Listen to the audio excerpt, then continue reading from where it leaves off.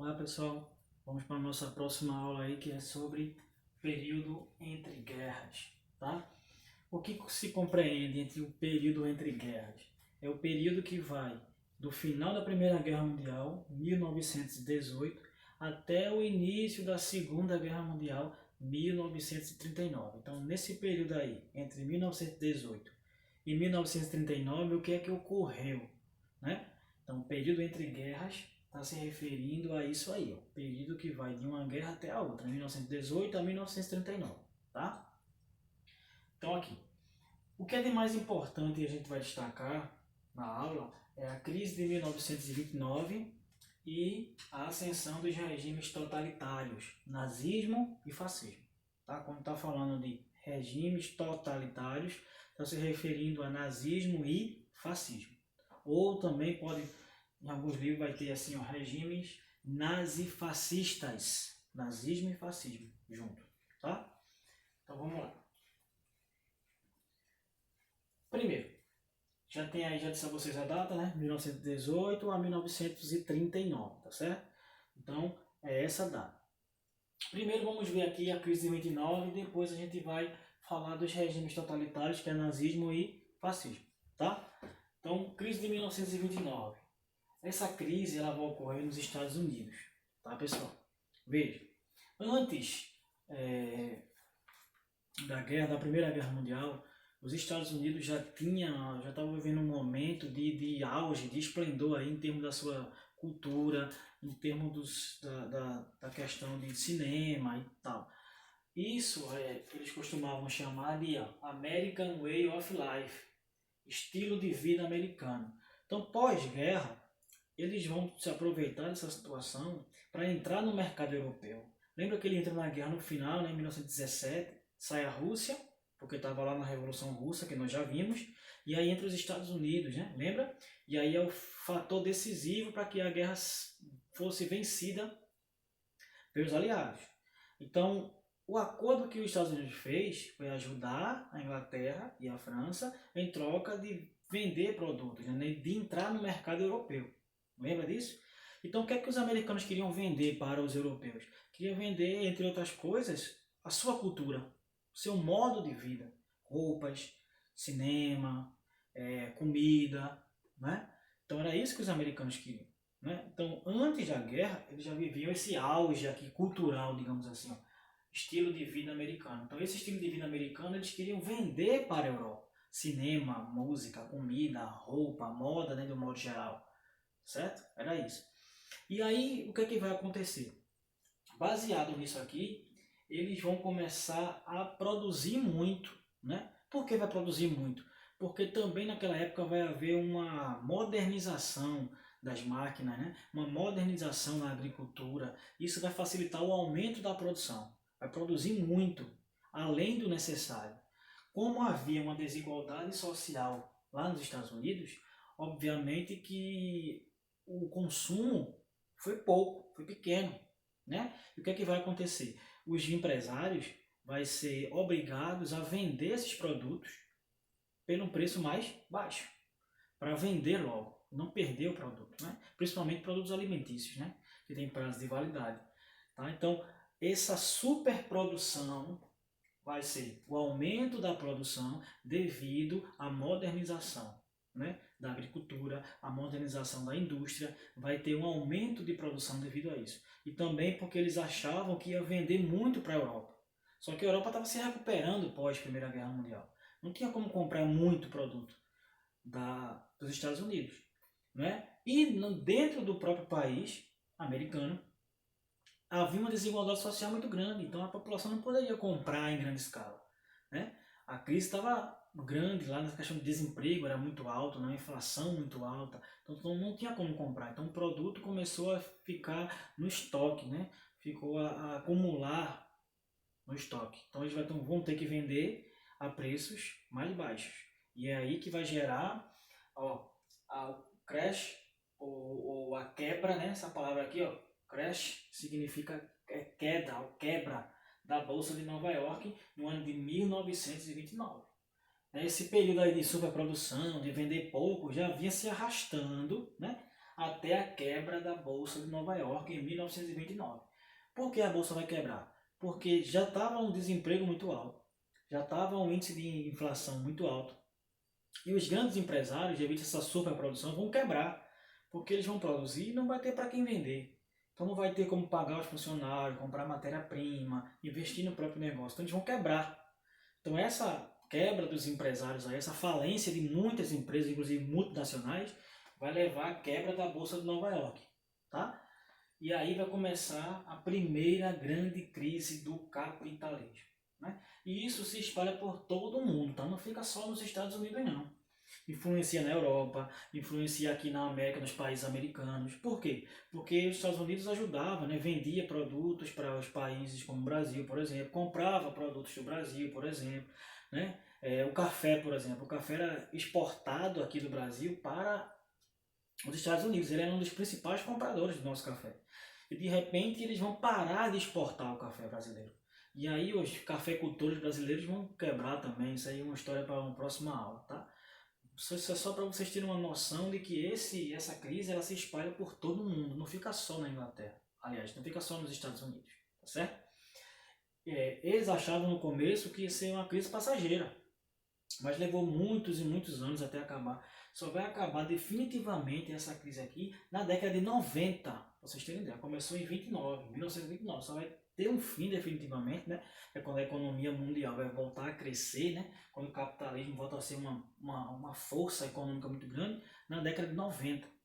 Então, passou a Segunda Guerra Mundial, pós Segunda Guerra Mundial continua a crise. Só na década de 90 que isso acaba definitivamente, tá certo? Então, o outro ponto importante é os regimes totalitários ou nazifascismo. Nazismo e fascismo juntos aqui, tá? Então, os dois estão juntos. O que acontece? Esses regimes totalitários são governos ditadores, tá? Governos que centralizam o poder na sua mão. Quando estou falando de totalitário, é o poder total na mão de um grupo de pessoas, um grupo de políticos que estão no poder, tá? É uma espécie de ditadura. Então, vem aquela pergunta, por que eles sabiam, né, a população sabia que esses regimes, esses partidos políticos, aí, o nazismo e o fascismo, eram partidos que visavam uma ditadura, que visavam centralizar o poder. Por que eles apoiaram esses partidos até chegarem ao poder? Né? Então imagine a situação deles naquela época. Principalmente da Alemanha, tá? Saindo de uma Primeira Guerra Mundial arrasada economicamente, em termos de estrutura, em termos social, né? Em termos de desemprego, estava muito grande, inflação, desigualdade social, né?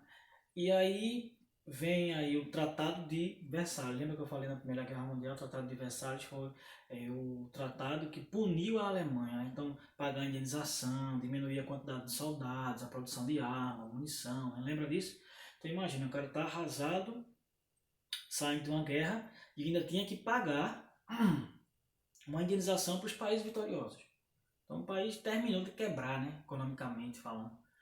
E aí, a população viu que os governos anteriores, que eram governos mais liberais, levou o país a uma crise econômica, a uma guerra que saiu da guerra arrasada, né? Então eles viram nesses novos partidos aí uma solução para sair daquela crise, para sair daquele momento de fraqueza, de desigualdade social, de desemprego e por aí vai, né? Então eles queriam reerguer a Alemanha.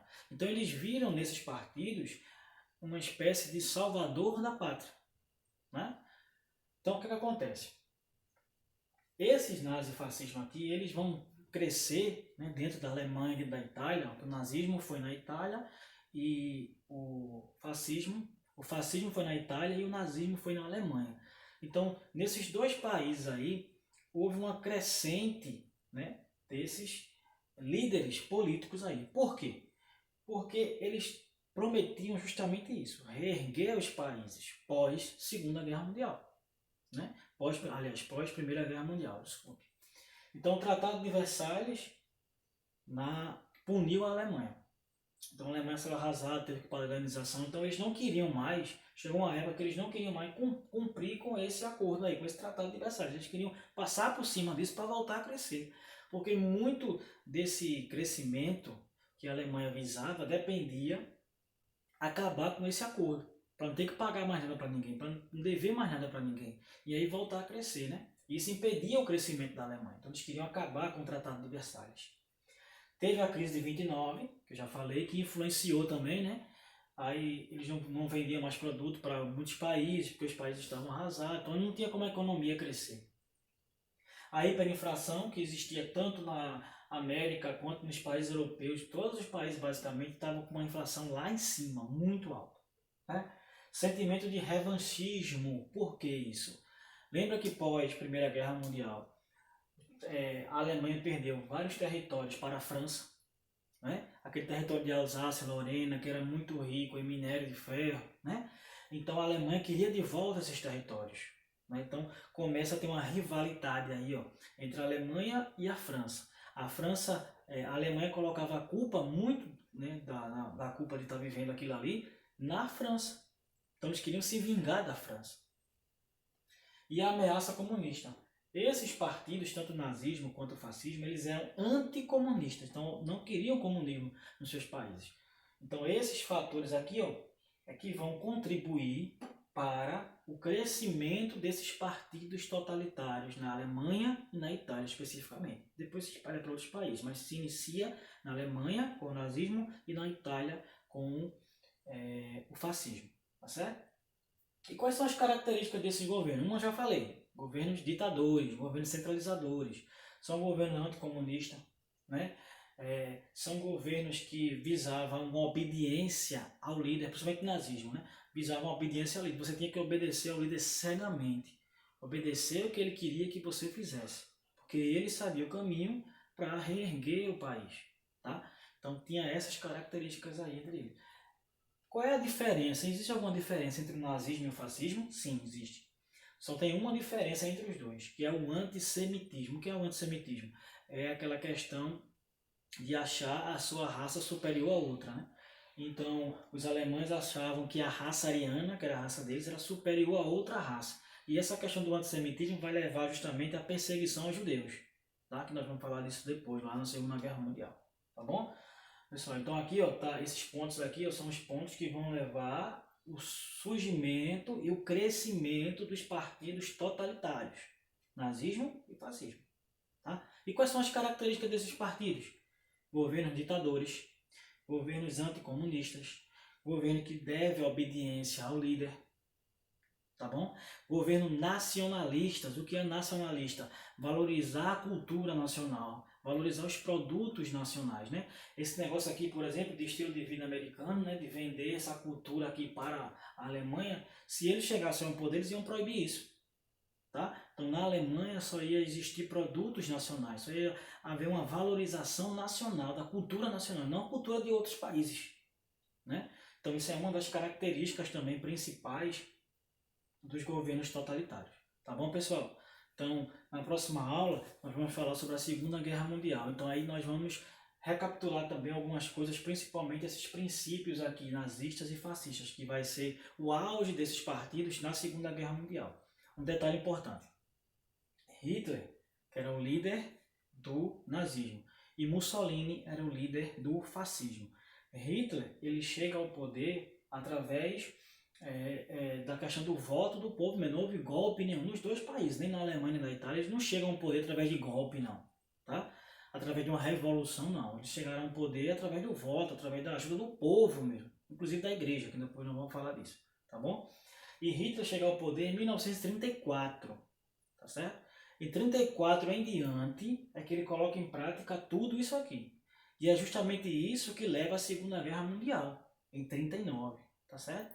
Então, na próxima aula, nós vamos falar sobre a Segunda Guerra, os motivos da Segunda Guerra Mundial, a importância de Hitler nessa guerra, o que levou essa política expansionista de Hitler, quais foram as consequências disso, não só para a Alemanha, mas para a Europa como um todo. Tá bom, pessoal? Então, até a próxima aula.